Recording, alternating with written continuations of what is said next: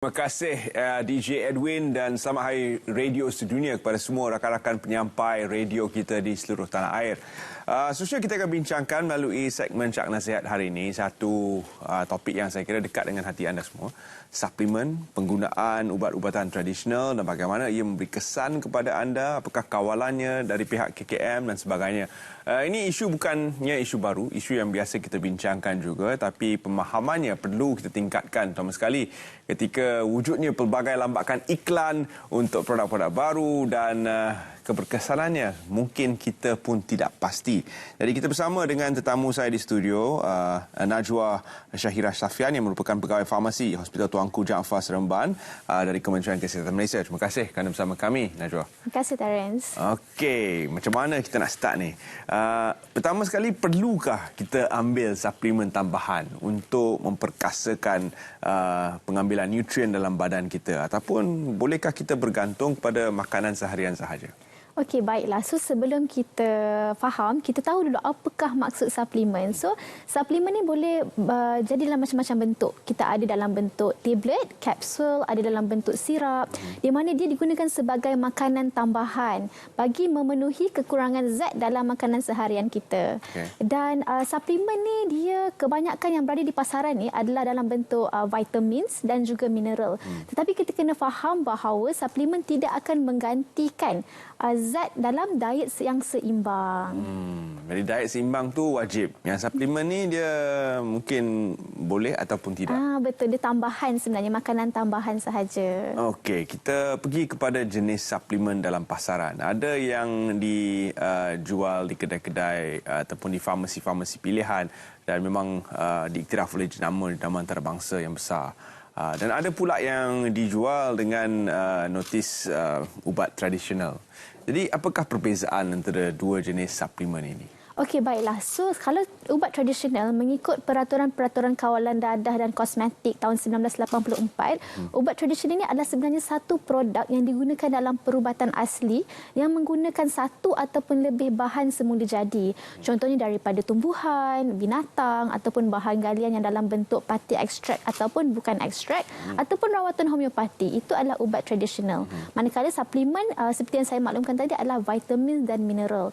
Untuk kita mendapatkan suplemen ataupun ubat tradisional yang selamat, pastikan ia adalah ubat tradisional dan produk suplemen yang berdaftar dengan Kementerian Kesihatan Malaysia.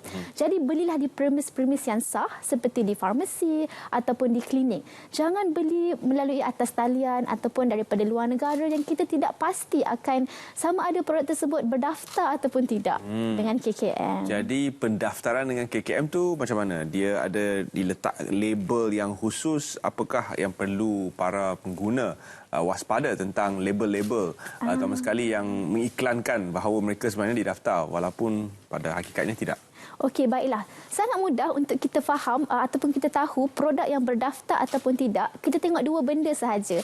Yang pertama, tengok pada nombor pendaftaran MAL. So, kita tengok saja produk tersebut, pastikan ada MAL number. Dia akan bermula dengan MAL, diikuti dengan 8 digit nombor dan kemudian yang belakang tu akan ada abjad. Abjad kategori bagi setiap produk. Contohnya kalau belakang tu huruf A, itu adalah ubat terkawal, memerlukan preskripsi doktor, contohnya antibiotik. Kalau belakang tu huruf X, itu adalah ubat am. Contohnya ubat yang tak perlu preskripsi macam paracetamol. Kalau ubat belakang tu huruf T, itu adalah ubat tradisional. Kalau N, itu adalah ubat suplemen. Jadi pastikan ada MAL number tu terlebih dahulu. Kemudian cara untuk mengesahkan adalah kita boleh pergi ke website NPRA lah, www.npra.gov.my untuk kita pastikan kesahihan nombor pendaftaran. Yang kedua adalah label keselamatan hologram. Memang akan diletakkan pada setiap produk yang berdaftar dengan KKM. Senang saja, kita boleh muat turun aplikasi Pharma Checker untuk kita cek sama ada hologram tersebut sahih ataupun tidak. Dan langkah-langkahnya telah diterangkan tadi. Kita juga ada paparkan sedikit di skrin tentang apakah nombor MAL yang disebutkan Najwa tadi. Jadi anda boleh pastikan ubat-ubat yang sedia ada di kaunter anda sendiri sekarang ni yang sedang anda ambil. Boleh cek satu-satu sama ada ianya berdaftar ataupun tidak. Sekiranya ada ubat yang memberi kesan yang tidak diingini, adakah terdapat cara untuk para pengguna membuat aduan? Okey, baiklah. Contohnya, jika anda mengambil suplemen ataupun ubat tradisional, tiba-tiba mendapat kesan sampingan yang tidak diingini, perlu dapatkan rawatan dengan kadar yang segera ke mana-mana fasiliti kesihatan, di hospital ataupun di klinik kesihatan. Dan aduan juga boleh dibuat yang pertama melalui sistem pengurusan aduan awam, SISPA. Yang kedua, boleh buat aduan di mana-mana cawangan penguatkuasa farmasi di mana-mana negeri. Dan yang terakhir, kita boleh juga buat laporan di website NPRA, bahagian regulatory farmasi negara sendiri. Kita perlu provide lah dia punya nama produk, dia punya jenama. Kalau contohnya anda kuatiri mungkin produk tersebut mengandungi bahan-bahan terlarang, hantar sekali sampel supaya pihak NPRA kita boleh analisi untuk pastikan sama ada produk tersebut mengandungi bahan yang terlarang ataupun tidak. Dan seterusnya kepada iklan. Iklan ni dia boleh menjanjikan seluruh alam. Ada produk yang mengatakan makan 3 pil saja boleh tumbuh rambut. Tapi sampai hari ini saya tak nampak kesan. Jadi iklan dia boleh menjanjikan sesuatu yang luar biasa, luar daripada apa yang boleh dilakukan secara amnya oleh sebarang makanan ataupun suplemen. Jadi di mana sebenarnya letaknya tanggungjawab para pengiklan dari segi memasarkan produk masing-masing? Okey, baiklah. Pengguna sendiri, kalau mereka ingin membeli suplemen ataupun ubat tradisional, jangan percaya kepada janji-janji yang produk tersebut boleh menyembuhkan penyakit ataupun testimoni-testimoni, sebab setiap individu itu berbeza. Mungkin ia berkesan pada pihak A tetapi tidak pada pihak B. Jadi kita perlu dapatkan nasihat dan juga saranan daripada doktor dan pegawai farmasi. Kita juga ada lembaga iklan ubat. Bermaksud pengeluar produk tidak boleh sewenang-wenangnya mengiklankan dengan sesuka hati. Dia perlu ikut undang-undang, perlu ikut syarat-syarat yang dikeluarkan oleh program perkhidmatan farmasi lah untuk kita pastikan bahawa produk tersebut tidak menyalahi iklan ubat tersebut. Jadi terutama sekali untuk produk-produk seperti produk pelangsingan badan, produk menaikkan berat badan, produk-produk gym lah, pada gym kita berwaspadalah ya. Yang model dekat iklan tu sebenarnya mungkin dia tak makan pun barang yang diiklankan. Jadi semoga kita semua berwaspada tentang iklan ni. Ada yang kaedah yang dibenarkan seperti model yang tidak memakai atau tidak menggunakan pun barang yang diiklankan. Itu memang suatu teknik yang selalu digunakan. Tetapi ada kaedah-kaedah yang tidak boleh digunakan dan janji-janji yang tidak boleh ditabur sesuka hati. Jadi sekiranya anda mendapati ada iklan yang menggunakan perbuatan-perbuatan terlarang ini, sila laporkan dengan kadar segera supaya iklan itu boleh ditarik balik dan mungkin pengusaha boleh membuat satu iklan baru ataupun menggunakan kaedah lain untuk menjual produk masing-masing. Barangan terlarang yang terdapat dalam sesuatu produk, apakah antara kandungan yang boleh para pengguna kenal pasti? Sekiranya ada di belakang tu memang tersenarai, ada kandungan barang merkuri sebagai contoh, sebenarnya tidak boleh digunakan. Dan sekiranya wujud barang itu pada produk yang dibeli, di manakah mereka boleh membuat aduan dan apakah kesannya kepada para pengusaha? Okey, baiklah. Kebanyakan pengeluar produk, mereka suka mencampurkan contohnya ubat terkawal ke dalam suplemen ataupun ubat tradisional bagi memberikan keberkesanan yang cepat kepada pengguna. Jadi pengguna guna, terus sihat. Tapi sebenarnya kita kuatiri mungkin ia mengandungi bahan-bahan yang terlarang. That's why kita perlu membeli ubat tradisional ataupun suplemen yang berdaftar. Kerana Kementerian Kesihatan Malaysia, kita akan menganalisi, kita akan buat ujian, contohnya ujian mikroorganisma. Kita akan tengok juga pada kestabilan produk, kandungan bahan logam. Dan jika ia melepasi syarat-syarat yang dibenarkan, baru akan diberi kelulusan dan pendaftaran.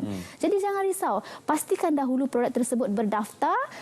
Pasti akan terjamin daripada segi keselamatan, kualiti dan juga keberkesanan. Cuma produk ubat tradisional sahaja, ia tidak menjalani ujian klinikal. Jadi tidak dapat dijamin daripada segi keberkesanan. Jadi ini pun satu perkara yang harus kita ambil maklum ya. Ujian klinikal tu sangat penting. Kalau kita ingat dulu bila vaksin dikeluarkan, semua senarai ujian klinikal untuk setiap satu vaksin turut diedarkan bersama dan kita di pihak media juga sentiasa mewawarkan tentang ujian-ujian klinikal tersebut. Jadi kalau suatu produk tidak menjalani ujian klinikal, harus ada satu red flag di situ. Dan kita harus perhatikan keberkesanan produk itu dalam jangka masa panjang. Kalau produk itu baru saja keluar, mungkin kita tunggu dulu. Tunggu dan lihat sama ada produk ini berkesan ataupun tidak.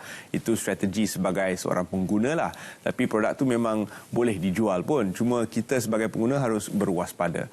Seterusnya pada harga untuk ubat, terutama sekali suplemen. Tidak ada harga kawalan. Jadi bagaimana untuk para pengguna tahu harga sebenar untuk ubat-ubat seperti ini? Okey, baiklah. Kalau kita cakap pasal ubat-ubatan sebenarnya harga ni dikawal oleh bahagian farmasi lah. Okay. Tetapi untuk suplemen dan ubat tradisional, ia adalah bergantung kepada pengeluar produk itu sendiri. Jadi kita sebagai pengguna, kita kena jadi pengguna yang bijak. Bila kita nak beli ataupun nak pilih suplemen ataupun ubat tradisional, kita haruslah menggunakan ilmu pengetahuan yang tepat. Jangan hanya bergantung kepada testimoni. Kalau testimoni pengeluar tu jual harga yang sangat tinggi pun kita sanggup beli. Jadi kita gunakan ilmu pengetahuan, banyakkan membaca dan yang paling penting bertanya. Bertanya kepada pegawai farmasi ataupun kepada doktor sama ada produk tersebut boleh diambil ataupun tidak. Jadi tidak kira sama ada harga itu mahal ataupun tidak, jika disarankan oleh doktor ataupun pegawai farmasi boleh diambil. Sekiranya ada sebarang produk yang melanggar peraturan ataupun mengeluarkan produk yang tidak selamat, adakah mereka akan dimasukkan ke dalam satu senarai hitam? Okey, baiklah. Kita ada akta lah. Di Malaysia kita ada undang-undang, kita ada akta. Jadi mengikut Akta Jualan Dadah tahun 1952, jika ada mana-mana individu ataupun syarikat yang didapati mengilang, mengedar, menjual, mengimport ataupun menggunakan ubat-ubat yang tidak didaftarkan dengan Kementerian Kesihatan Malaysia, dianggap telah melanggar Peraturan-Peraturan Kawalan Dadah dan Kosmetik tahun 1984. Jadi jika disabit kesalahan bagi individu tersebut, boleh dikenakan tindakan denda tidak melebihi RM25,000 ataupun dipenjara tidak melebihi 3 tahun untuk kesalahan pertama lah, ataupun kedua-duanya sekali pun boleh dikenakan. Jika juga boleh didenda tidak melebihi RM50,000 ataupun dipenjara tidak melebihi 5 tahun bagi kesalahan-kesalahan yang berikutnya. Jadi ini adalah satu amaran kepada para pengusaha, founder-founder kita tu di luar sana. Bukan nak kaya semata-mata, tapi juga perlu menjaga kesihatan para pengguna anda yang mempercayai produk-produk yang dipasarkan. Dan seperti di Selamat Pagi Malaysia juga kita ada mengiklankan pelbagai produk. Kita juga ingin menyeru kepada founder-founder supaya memastikan bahawa produk-produk anda sebenarnya sudah pun menjalani pemeriksaan yang wajib oleh pihak Kementerian Kesihatan Malaysia sebelum diiklankan. Jadi akhir kata daripada Puan Najwa sendiri untuk para penonton Selamat Pagi Malaysia, apakah antara saranan-saranan ataupun rumusan daripada perbincangan kita yang boleh kita jadikan intipati untuk mereka pada pagi ini? Okey, baiklah. Pilihan adalah di tangan anda. Jadilah pengguna yang bijak. Pastikan apabila anda hendak membeli suplemen kesihatan, ubat tradisional, pastikan ia berdaftar dengan Kementerian Kesihatan Malaysia. Dapatkan nasihat doktor dan juga pegawai farmasi sebelum anda mengambil apa-apa suplemen. Lebih-lebih lagi kepada pesakit yang ada masalah kronik, sebab mungkin akan ada interaksi antara ubat yang sedang diambil dengan suplemen ataupun ubat tradisional. Dan juga ubat, jangan berhenti makan ubat walaupun kita nak ambil suplemen ataupun ubat tradisional. Terima kasih Najwa kerana sudi bersama kami dalam Selamat Pagi Malaysia. Dan kita pun perlu menjadi pengguna yang lebih bijak pada tahun 2023 ini. Jadikannya sebagai salah satu daripada aspirasi anda untuk membeli produk-produk yang berpatutan harganya, dan kita sudah pun ada perakuan daripada Kementerian Kesihatan Malaysia tentang keberkesanannya. Baik, dengan itu kita akan ke langkah